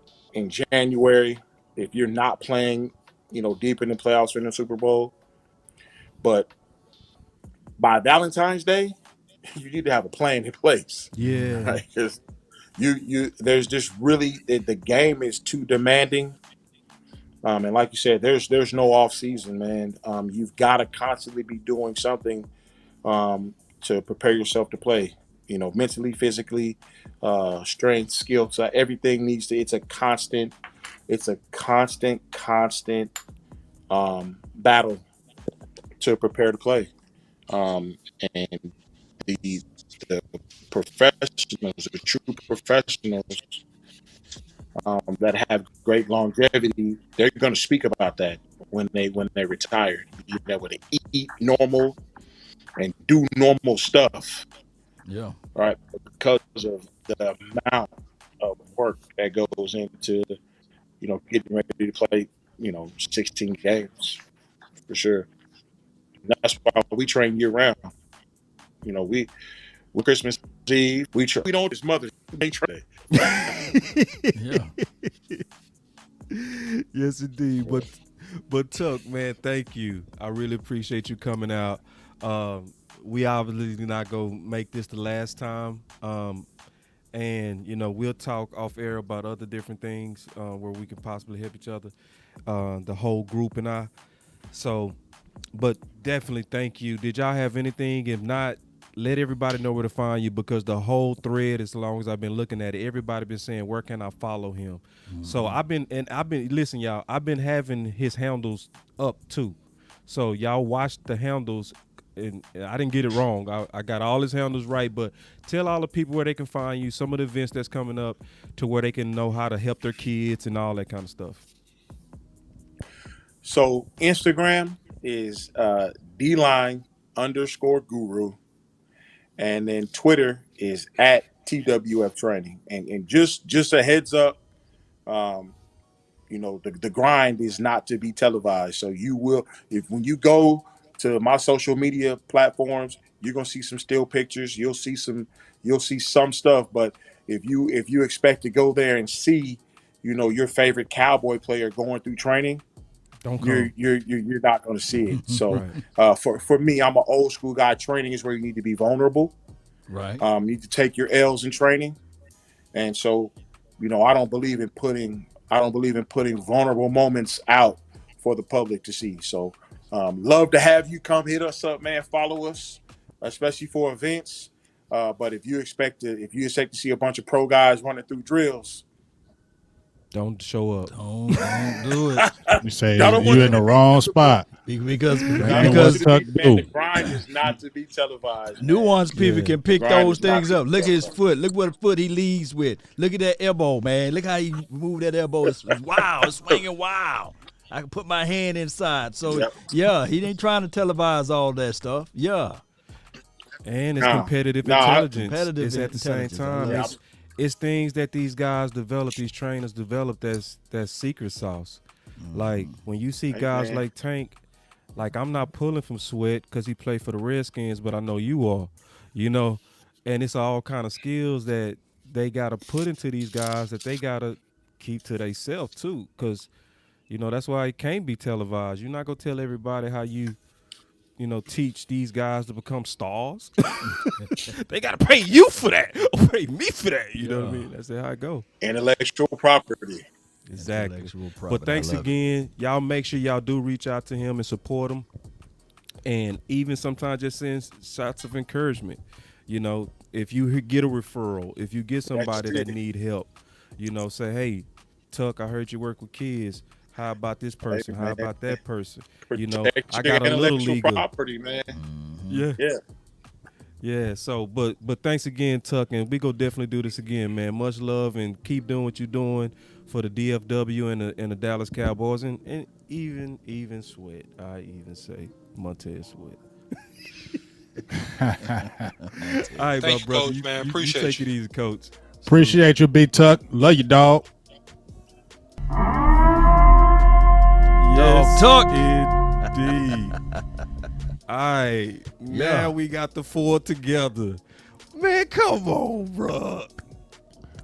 Oh, I want to say something right quick on this now. Okay, let's go. Can we hear this? Okay, first I'm gonna go ahead and agree with. I'm glad OC brought that up about Golston, because I'm agreeing with him because I made a video about it. Okay, right. I made a video about Chauncey Golston and I was never dissing him. But when I made the video about him, everything that the OC said, that's what I said. I said he was better inside. He was quicker penetration on the inside. But when you saw him on the outside, B is saying his scheme, I don't know. Because when I seen him rush the passer, I seen basic moves. I seen him coming out of that stance upright. I seen when that offensive lineman locked him down, he had no counter moves to be able to counter that. I didn't see the pass rushing. I didn't see the first step like OC was saying. He didn't have that first step explosiveness. And if you drafted him in the third round, you're looking at him to be the backup to D-Law. And I'm like, how is he going to be the backup to D-Law? He don't have that tick off the edge. That's why I was like, let's see if he can slide in the middle. People like, oh, well, you're hating on him. He does. Okay, well, they drafted. The only reason why I said he was overdrafted because I was like, he was great at setting the edge, right? He's great in the run game. Yeah, he's good on that. Well, you could have got a player like that. You could have got a player like that later on too. That's all I was saying. You could have got a defensive end that plays the run good. You get what I'm saying? So that's why I felt like he was more of a versatile player, and I feel like he's better in inside because he's a big boy. He's 6'5", he's like 275. He's almost teetering at 280. So that's what I was saying with that, and I'm glad OC had brought that out and asked B that because I didn't see that tick coming off the edge. Yeah, B, and I mean, excuse me, I called you B. My bad. Big game. Listen, You good? Here's the thing, man. Here's the thing. I mean, we say scheme or dream, man. You can say whatever you want, but as far as I'm concerned, I didn't. Look, 1-on-1, I don't see the bend. I don't see because he was wide in certain situations. He didn't play 4-eye tight to that tackle shoulder every single play, especially when he was rushing in third and long situations. So I still saw too high. I still saw hands in his chest easy. I still saw not disengaging. I still saw things that concern me as it relates to his ability coming into the NFL and to have an effective pass rush off that edge. And that's why my comparison is that, hey, maybe he's quicker than I think he is, right? Maybe he has another gear that he's going to get into, and that's why I said slide him inside one-on-one against a slow guard, Michael Benedict, right? If you think about Seattle Seahawks, right? Long, tall, 275-pound dude, right? That was quick off the bump and could beat guards pretty easy. So I think that maybe that's his upside. But I agree with you, Big Game. I don't really see it if you're talking about being a tremendous edge rusher at this point. I could be surprised, but I don't see it right now. I'm just being honest. Yeah, and at the time, if they wanted to get an edge rusher, I think Ronnie Perkins was out there, and I believe was he out there during that pick? Yeah, Perkins was still out there. Perkins was still out there. But you talking about a 6'3" guy that's more of a rusher, and Perkins opposed to a 6'5" versatile guy that you can put a little weight on his frame and kick him inside and say, okay, yeah, we had issues stopping the run, and that is what he do best, right? He stopped the run. Ghost can do good at stopping the run, but my biggest thing is once the opposition get their hands inside, it's over with. OC, if you get your hands on the inside of him, he have no other plan of action but to bull rush. Game over. It's game over. Game over. You don't have no disengagement. Game over. He keep his pad levels too high, and I think Coach Tuck just said, "Yeah, we're gonna have to work on that." Well, and Tuck also talked about the scheme, right? Which I do believe scheme can kind of sometimes camouflage the talent. Like, that's why when I was talking about that 3-4 versus the 4-3 with the hand in the ground, we know that took a split second off a Tank. And if you look at most of his sacks, most of them swipes where he swiped out the ball was split seconds, right? Mm-hmm. So if you lose a split second and just even an explosion off a stance, you're losing the edge of your player. You see what I'm saying?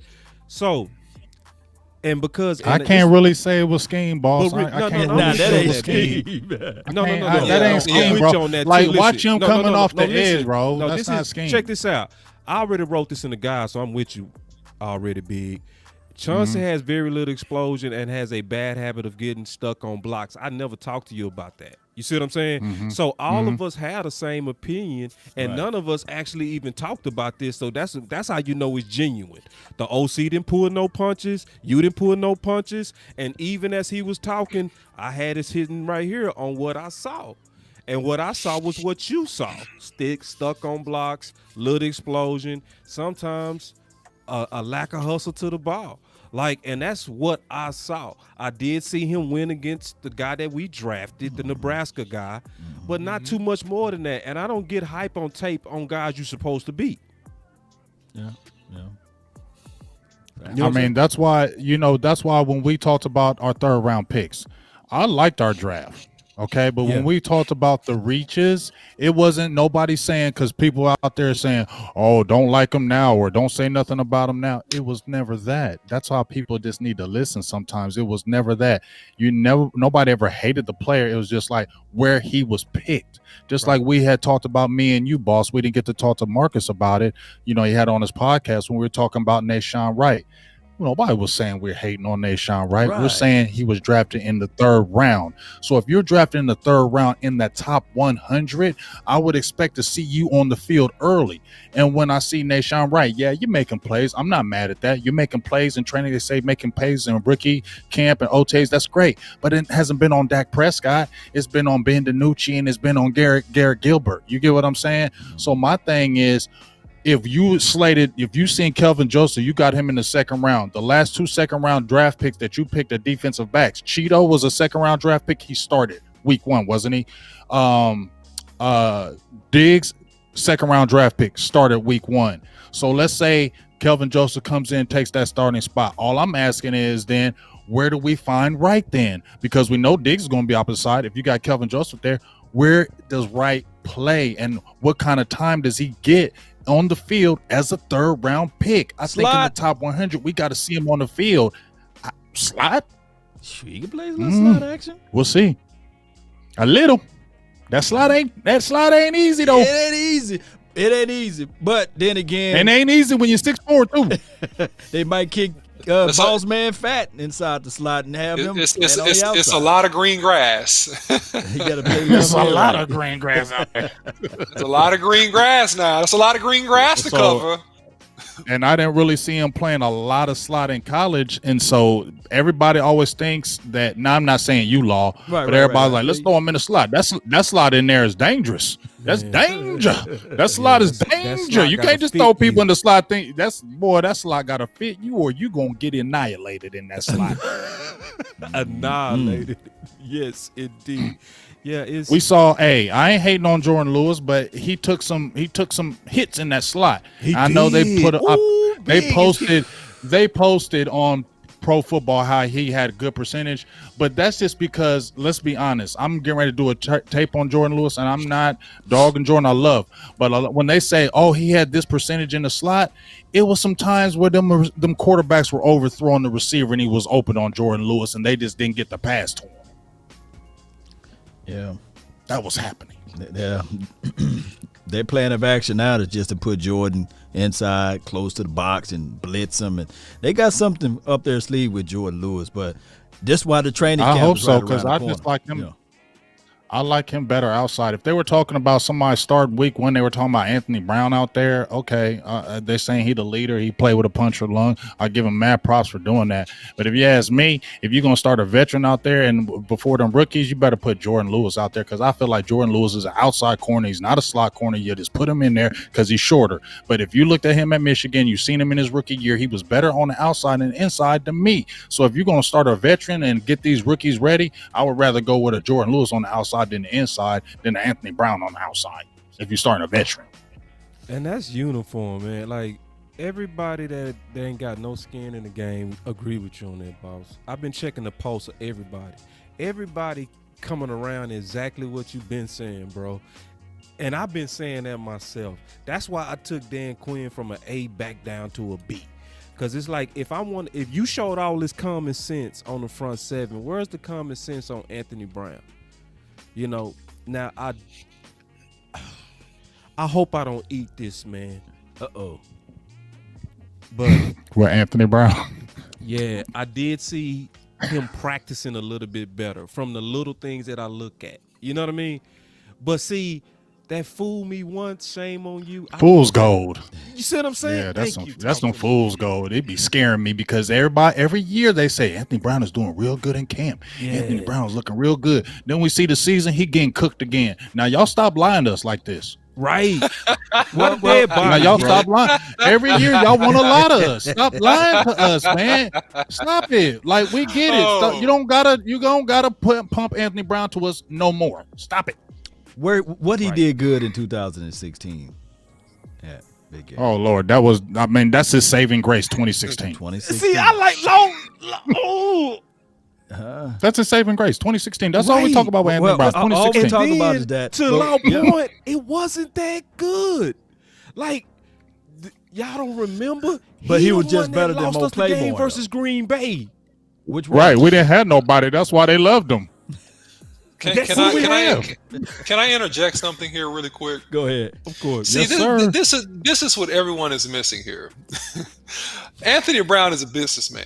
Okay? Anthony Brown is a businessman. Listen, he's a shrewd businessman, because Anthony Brown understands the heartbeat of the Cowboys organization, and he understands the high points and when he needs to look good, and he always looks good with t-shirt and shorts on. Always. And he always looks adequate, not bad at the beginning of camp. It's when we get into those games and those big third down situations that things become questionable, because then he's exposed for what he is. So I'm going to do what I need to do, coach. And I show up to these practices. I know the key ones. I know the scrimmages. I know I got to look good in a couple preseason games. I know I got to look good with these t-shirts and shorts. So I got to show up and look like I'm in good shape and show you that I at least did my running, coach. I know that, because I'm going to get paid this year. And I'm going to make that 53. I'm going to get this roster. I'm going to log these games. I'm going to get this pension. And guess what? I'm going to get paid by somebody else eventually when you figure out what is going on and you cut me. Anthony Brown is a good businessman. Hey, I'm gonna say great businessman, OC. I'm gonna say great on that one. Great. I'm telling you. I'm great. I'm gonna say he's a great. He's gonna be the Orlando Standard of the team and get 3 contracts. Orlando was. He's gonna get 3 contracts, but now And to the OC, Yeah, that's what I'm saying. He's the Orlando Scandrick of the team. He getting 3 contracts. To the ooh, it's hurt. To the OC's point, we used to call those types where I'm from practice superstars.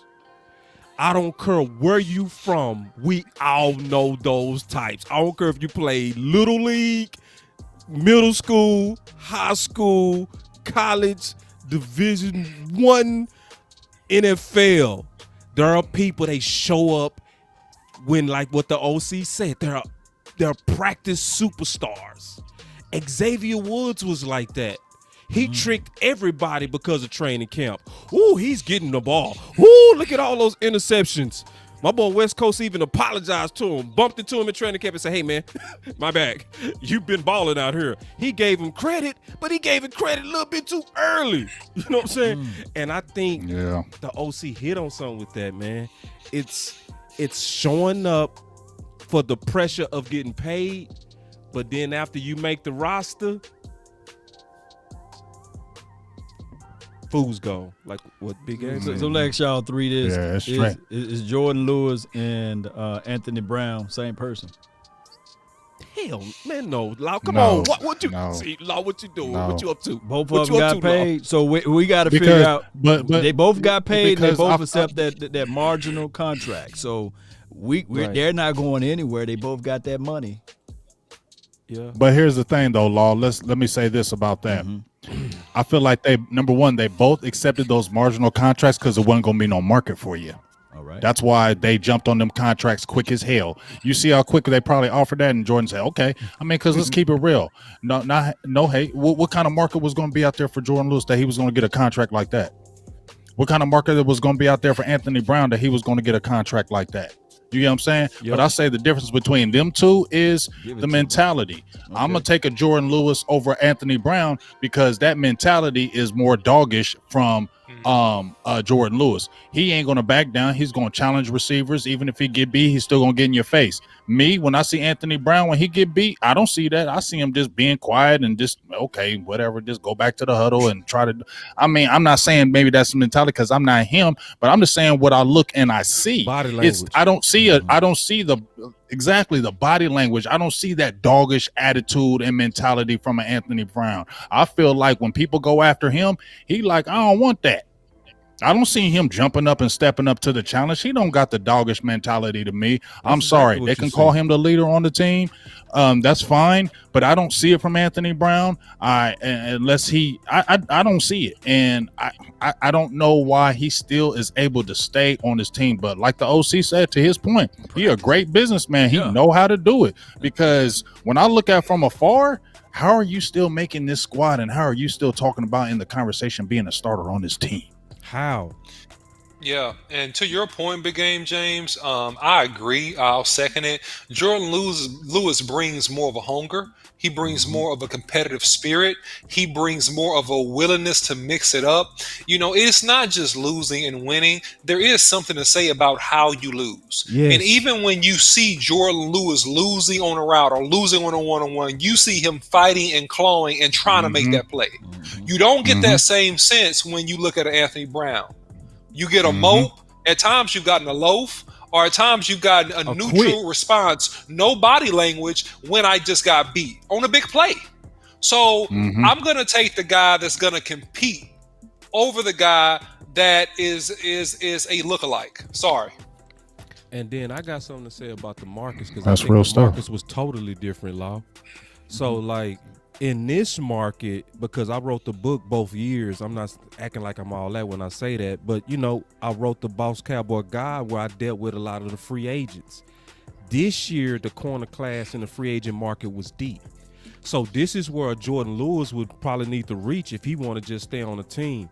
Last year, the free agent market was bad. It was real bad. It was lean and not talented. You know what I mean? So Anthony Brown got his contract, a real team-friendly contract, when he really could have drove up the market. He really stayed at a place that was go bet on him because they like him. And people don't act like that don't happen here, because Witten himself came out and said, I'm with the Cowboys, if I would have been on any other team, I would have been fired.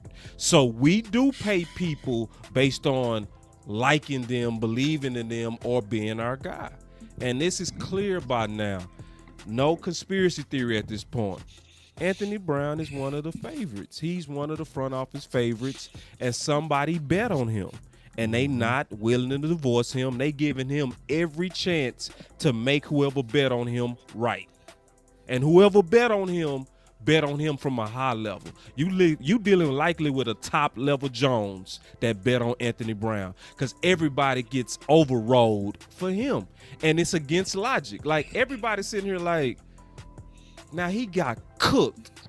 But then they come out with the cracked ribs and they start saying, you didn't talk about. Oh, he played with a puncture, right? Why didn't you say he had it during the season? Right. Yep. Now you're gonna come. It's almost like you saving it. He finished the season strong. And that's how they interceptions, right? And they're gonna use that. Yep. And that's how they spin it. And yep, that's a great point. What you just said, boss. How they always spin it. Why didn't you tell them they had a punctured lung during the season? Why didn't y'all tell us? Why didn't y'all say anything like what was going to make a big difference? You feel me? What y'all did was when we saw Anthony Brown could be a starter on this team again, y'all knew everybody was gonna be like, oh hell no, Anthony Brown trash. Hey, let's put out there that he got a punctured lung. Put out there that his punctured lung and he still was playing. Put out there so we make him and then when then the story comes out, and I'm gonna keep it real, y'all. Lord, forgive me for this, Jesus. But when he came out and said Anthony Brown had a punctured lung, and everybody, oh man, okay, I was like, I don't give a hell. Lord, forgive me. Let me just say. let me say something. A punctured lung is a serious injury, So I believe some of these stories are completely outlandish. Okay, first of all, a punctured lung. If you have a punctured lung, it is going to be extremely hard for you to play yet breathe well. Okay, but punctured lung. Yeah, I'm gonna stop. I don't want to freaking lung. I don't want to say anything. I don't want to go too far. I promised Boss Cowboy I wouldn't go too far, so I'm gonna stop right here. Go far. I want you to go far. No, a punctured lung, Boss Cowboy. I'm gonna punt this to you. A punctured lung. Come on. I'm gonna flip the script on you right now. I'm gonna flip the script on everybody. See, because it was a couple of things we could get to that I really wanted to get to with Marcus, but I'm gonna talk it to it with the 4 killer team real quick. Y'all listen to this and tell me what y'all think. And let's talk all real, no fake, no punting, no tripping. That ain't never coming. I already know how you rock. But hey, let's talk about this. Listen to this. Calvin Joseph back on the field. Sounds like he had an illness. I don't think it necessarily was COVID related. Maybe I'm missing out on this, but he had to quarantine from the team a little bit. He's back. Sounds like he did work with the ones yesterday. Any comments on Calvin Joseph rejoining the team? Well, I'm confused on why he would have to quarantine if it wasn't COVID. I mean, we don't know, but the whole thing was a little bit odd. So I'm actually kind of wondering if he did have COVID. He might. They also said he had to do some individual work by himself during his time off. I wonder if he came in a little out of shape. That could also be it as well. Certainly. When I say I wonder, I definitely know that he came in a little out of shape. I definitely know that he came in a little out of shape. When I say I wonder, I definitely know that he came in a little. When I say I wonder, I definitely know that he came in a little out of shape. I was gonna say you don't wonder very much on this podcast without knowing.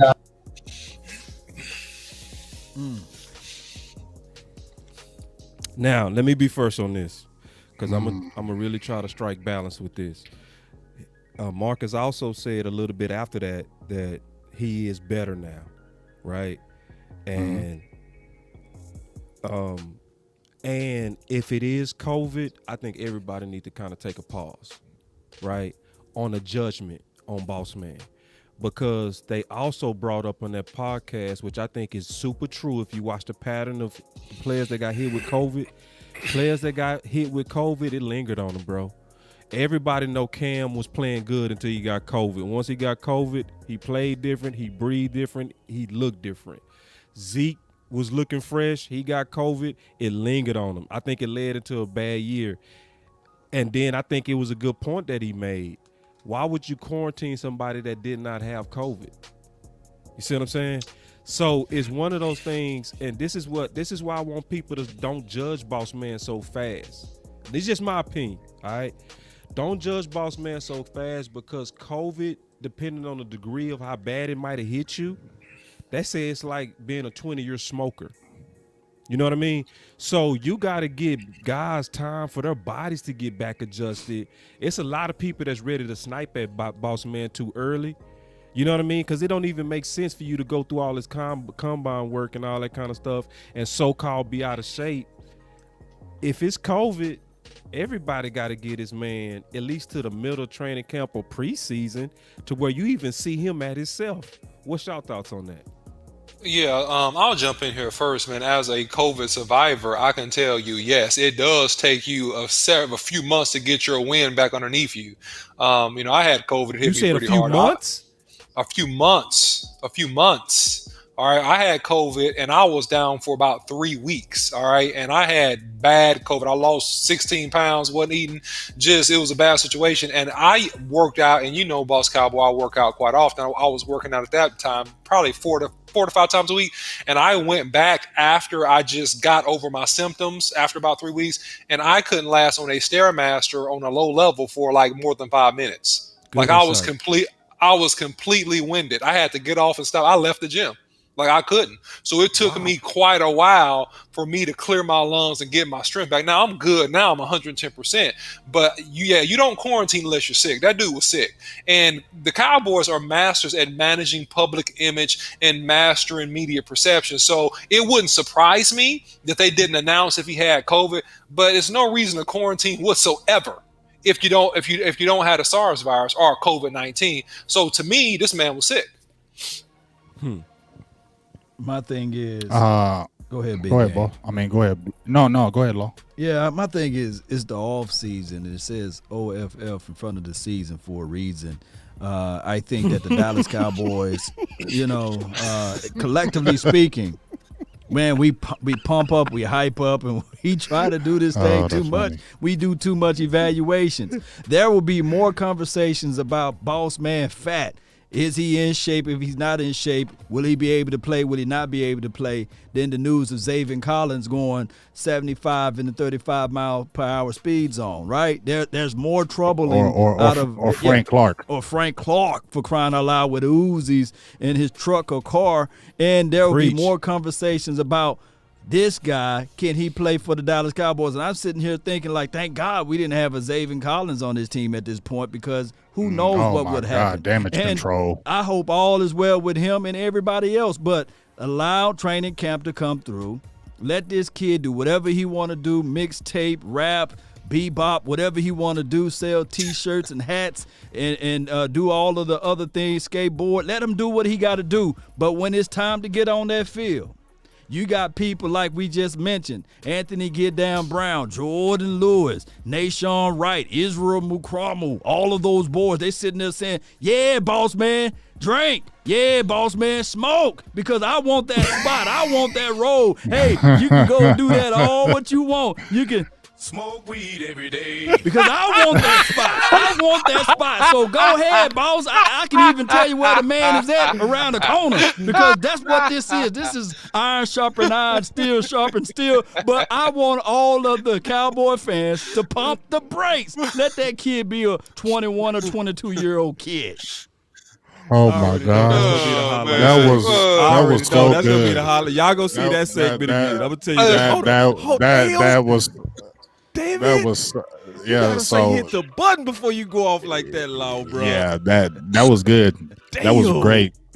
Because we go get it. We learn how to play. Go ahead, Big. Well, my thoughts on Boss are this: Boss Man Fat. I mean, I'm not really tripping off of him. You know what I'm saying? Like they said, But I will say this: I definitely feel like he has the talent. But he does have to understand he's going to be on the microscope. We can say this, whatever. We can talk about it all we want. Leave him alone. Ain't nobody leaving him alone. Facts. He had those red flags before he came to the team. Right. That's real big. People going to stare. I don't care. They're not gonna look at Chauncey Golston like they look at Boss Man Fat. That's just the way it is. Right. And I'm sorry it's like that, but that's the way it is. If Chauncey Golston came in with flags, they'd be looking at him and watching him. That's what's going to happen. And as much as we will say, just leave him alone and let him play, they're not going to leave him alone. And he's going to have to stay on his job and his business, because that eye light is on him no matter what he thinks. Everybody is watching what Boss Man Fat does. So he's really, I'm just saying, I'm not saying he's a bad kid or whatever, but make sure you just keep a good circle, because there's a lot of people waiting for you to slip up, it seems like to me, in my opinion. So is how unfair it may be, Boss Cowboy, I mean Boss has that target on his back right now, and he's got to prove it. He's got a target, so he's got to prove it. Any little thing he does, guess what, going to be in that media. So it's unfair, but just make sure he keeps a good circle around him. That's people that's always going to tell him the good things, because one little slip up from him, it's going to be overblown. Yeah, man, and we've been on here for 2 hours. I know we can all keep rocking easily. You know what I'm saying? But I want to be. I ain't going no 4 hours now. Yeah, I want to be respectful of the panel. I even saw behind the scenes, man. I got a snitch on my boy Law. He took him a nice little, y'all know. He took him a nice little. So man, that's the love. You can still see me, huh? Oh yeah, I can still see you, man. My boy let it out too, like. He took him a nice one. I say I'm not gonna even stay on not a 2 minute more, man. My boy he on fumes right now, probably drinking coffee at night to get through the show. I say, man, y'all better know that this man put in that work for this content, y'all. See, before we get out of here though, y'all make sure y'all like and subscribe, and everybody on here, man. Law Nation, please tell the people where they can find you. I've been showing, and then. Hold on. Matter of fact, I'm going to start off with the final words, and then I'm going to just we'll all have final words real quick. Final words for me. All right. So the final words for me is, if Marcus Marshall is right on Tyron Smith, that is epic. If he's right on Parsons being so good, you can't even compare him to anybody but maybe like a LT. Oh my God. Like, I'm so encouraged just from today's show. Brandon Tuck, who I greatly respect, right? Like, I threw out the theories, and every time I threw out the 3 theories of Dan Quinn putting that guy hand back in the ground, he said, I can't add nothing to it. You right. And then that defense is going to be better because the guy's hand in the ground. So just from today's show, if you stayed the whole way, you should be encouraged about the Dallas Cowboy defense. If you're not encouraged, if you're on some Dalton Thomas, that's just because you scorned. But if you're looking at the tea leaves of what's being built, I do question the back four with Anthony Brown, but I'm very, very excited about the front seven and the content that came from today's show. So make sure y'all follow Boss Cowboy Sports. That's my final word, and follow it and follow everybody that's a part of this panel, because you know we bring it. It is no doubt. Oh yeah, man, that's good stuff. You want me to start my final word, or who next? Who next? Nah, because I like to say go last, Law. You know that. Come on, yeah, you go last, Law. You go last, Law, and then you and OC can go last. I'm gonna just say my final word is this. I'm a defensive guy. Y'all know that. I talk about defense all day, all night, and then the next day I'll talk about defense. But my final word today is, this offense gonna be nasty. Yes. This offense gonna be epic, like my dog Boss Cowboys loves to say, epic. It's gonna be epic because this is what, year 3 with Dak and Kellen in the offense. This is year 3 with you got Cooper back, you got Gallup. They all been together for how long? CD, it's his second year with them. Blake Jarwin. This is a veteran group as far as them being together. And what do we know about football teams, y'all? OC, Law, Boss. We know if we were playing together, right? We grew up together and we had a 4-man squad and we just added one. We would feel like we could go anywhere and beat anybody, right? Continuity. Because we know each other. We continuity. Well, I remember I used to go with my homeboys and play, and we didn't have to talk to each other. We didn't have to say anything because we knew each other. It was we didn't have to make this cut right here and I'll hit you with this bounce pass. It was already know to make the cut and I'm gonna hit you with the bounce pass. You feel me? And that's what the offense is going to be this year.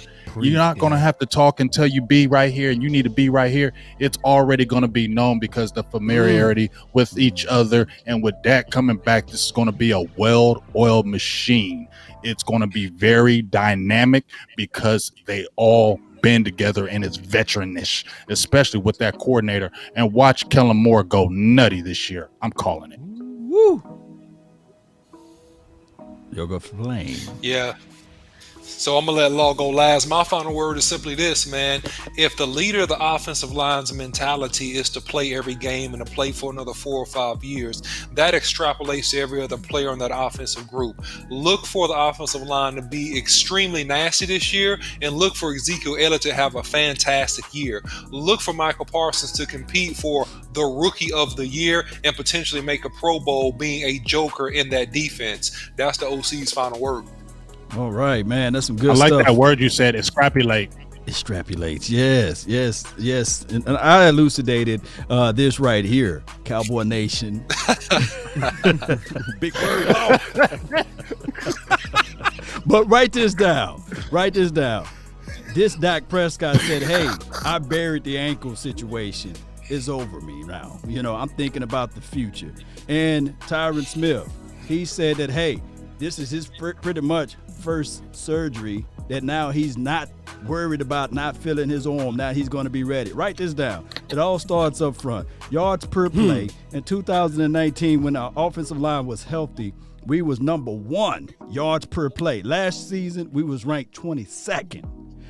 Pass block win rate, we was 11th in 2019 when our offense was all put together. We was 26th last season. Let that sink into your mental. Oh, Ezekiel Elliott. Big Game James been posting all type of good workout mechanics that he been doing. And he looks like he's in shape. He got that cowboy weight off of him. Run, block, win rate. 2019, 5th. Last season, 15th. I come here to tell you guys that we finna be better than all of that stuff. So, with that being said, with a healthy Ezekiel Elliott, no more COVID, with a healthy Dak Prescott, hey, that ankle is intact. Oh, that offensive line, Zach Martin, Lael Collins, as well as Tyron Smith. We looking to get some damage control going back in the right flavors for the Dallas Cowboys. And you talk about continuity. Hey, Kellen Moore, 3rd year, finna be his best year. So let's continue to grind. That's my final word. Shit. I like them stats. Hey, man, listen. It's good stuff. All right. And real quick, if y'all liked everything that y'all saw today, because we know we brought a quality panel with Mosher and Brandon Tuck. We also got potentially 2 former NFL receivers that's going to be in the house Thursday. So you might see the final word all again just in 2 more days, where you're going to be able to get the same type of insight that you just got, right? Which a lot of people not doing right now. So we gonna be bringing in a bunch of power panels, and we already booked up to next week again. You know what I mean? So we not gonna say what's out there. We not gonna say who coming in. We gonna make sure they come in. Then we gonna tell you they here. You know what I mean? Yeah. But I'm loving the football conversations and the high level things that's coming from everybody, man. And so obviously I love all the fellas that's on here, man. Thank y'all for giving us the Cowboy Nation. But if you're not excited right now, ain't nothing gonna excite you. All right, for real, ain't nothing gonna excite you. So it's gonna be an exciting training camp. And you know it's gonna be an exciting training camp when dang near all the Cowboys YouTubers are gonna be there this year. You know it's gonna be hype, because I know when me and Law kicked it, what was it, 2019 Law? Yeah. And then I went 2018, and it was it's a good amount of people. But I don't know. To me, since I've been going to camps and since I actually started my podcast in 2017. This seems like one of the most exciting camps in a long time. There's a great anticipation for this camp, a big anticipation for this camp. And I think it's going to be different. I think the Dan Quinn element is the one that really adds to it. Yes, indeed. Dan Quinn. Let's get it in. Yeah, and then we also got some special plans with the final word that's gonna be going on at training camp. That obviously we go do something great. You know what I mean? So y'all keep your eyes open for that. You know, we already putting the pieces together for it, where it's gonna be first class and full of content, and it's gonna be the guys that you trust. Law, Big, they gonna tell you what they see. They not gonna cater. They not. They gonna say what they see. And so we gonna give you hold on, Law, hold on. They gonna tell you what they see, man. Yeah. All the mama's cooking. Sprinkle me. Sprinkle. That Kwame Brown mama's cooking. Shout out to So Kwame. y'all stay Wait, with you us, don't want man. that Kwame Brown mama cooking. Say, look here. So You gonna no, get the business. but this was the final word, man. This was the final word, and y'all gonna see a whole bunch of more of the final word. We still gelling like a basketball team. Law still having them fantastic laying down the law, but I ain't queued up enough to read them to know when it's coming to hit his button for a segment. But definitely y'all stay with us, man. It's been fun, and we gonna keep doing this, man. We gonna keep bringing all of this to the Cowboy Nation with first class. Y'all stay up.